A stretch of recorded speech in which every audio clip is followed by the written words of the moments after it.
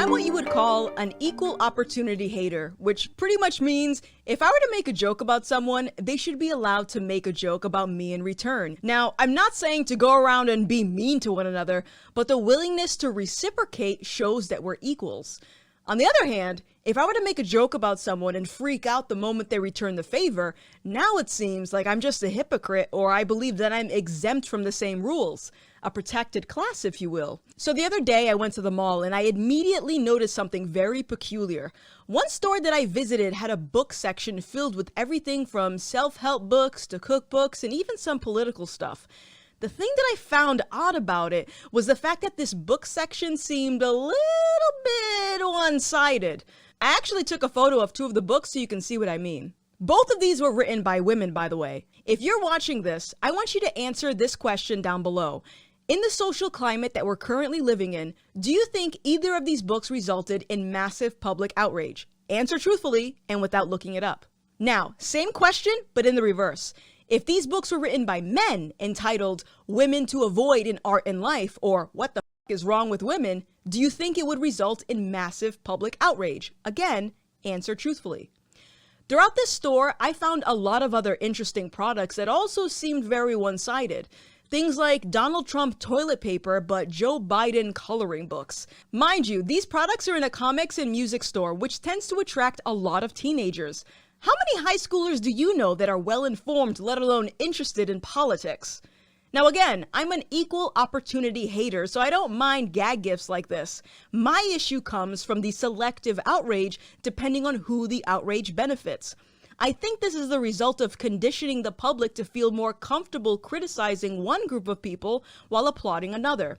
For example, if you have a store that on the surface appears apolitical, but are subtly sneaking in their own political biases, over time I think the result looks similar to what we have now, where a lot of folks think it's socially acceptable to generalize and hate all Trump supporters while showing kindness to Biden supporters. Think of it like a giant echo chamber, where certain ideas or people are associated with being bad, while other ideas or people are considered good. It's sort of how a lot of folks compare conservatives to conspiracy theorists or bigots, while liberals, on the other hand, are considered morally good or on the right side of history. Or, like the example I showed you earlier with the man-hating books. I don't need to hate men in order to make myself feel good as a woman.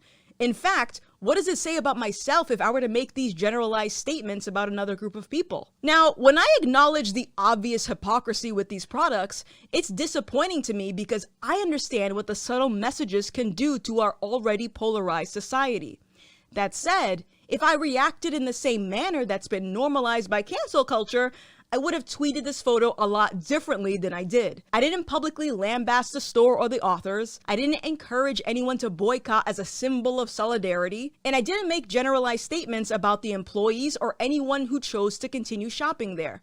Of course, there's multiple ways to advocate for change, but I chose to take the most ethical route by encouraging others to think critically via YouTube. And by ethical, I mean the least destructive course of action, and for me, that's calmly challenging this rhetoric instead of demanding change or causing a big scene. Now let's compare the live and let live approach that I took with what happened to Mike Lindell. The MyPillow creator was canceled because of his support for Donald Trump and his opinions on COVID-19, despite the fact that his products aren't representative of either, which is already off to a bad start. I compare this to how people on the left threw their Goya products away just because the CEO of the company praised Trump. Now, thanks to what I assume free speech advocates, I'm happy to report that Goya and Mike are doing okay.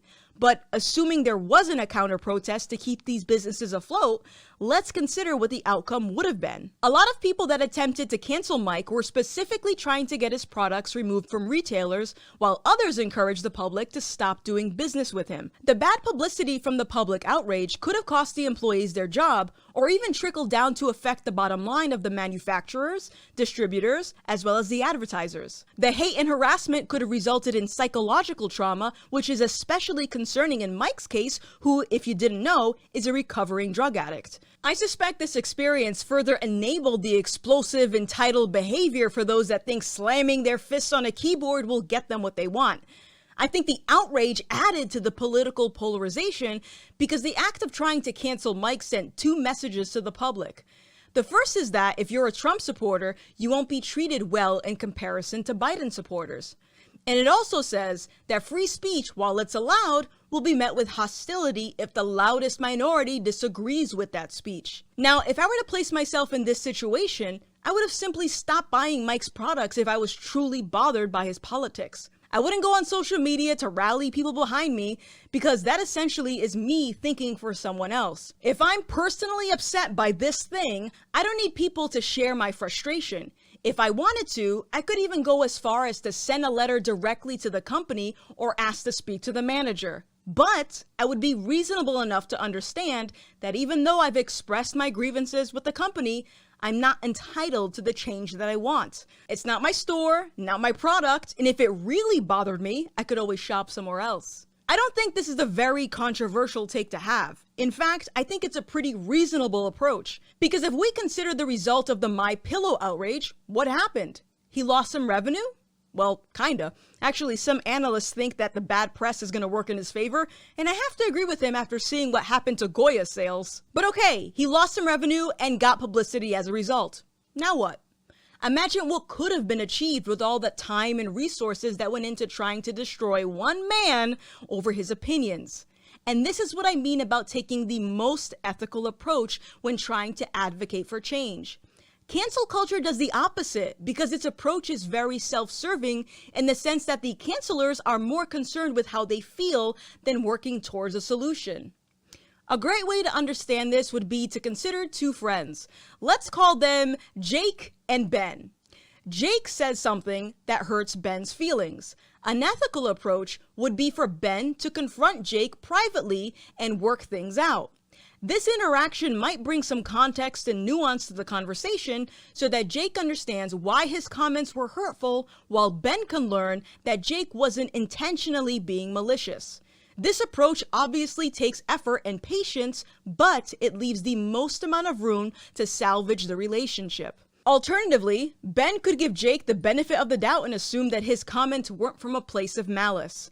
An unethical approach would be for Ben to publicize his resentment for Jake on social media so that everyone knows how mean his friend is.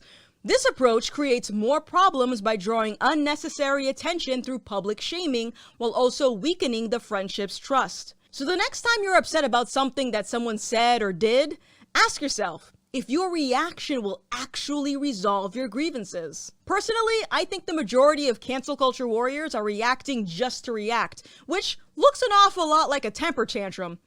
Should probably fix that. But overall, I think we could all learn to pick our battles a little bit more carefully. Of course, these are just my thoughts, and I would love to know yours. Let me know in the comments, what do you think? And if you have a suggestion for a future video, let me know as well. My name is Gothix, this is Right Now, and I'll see you in the next one. Bye!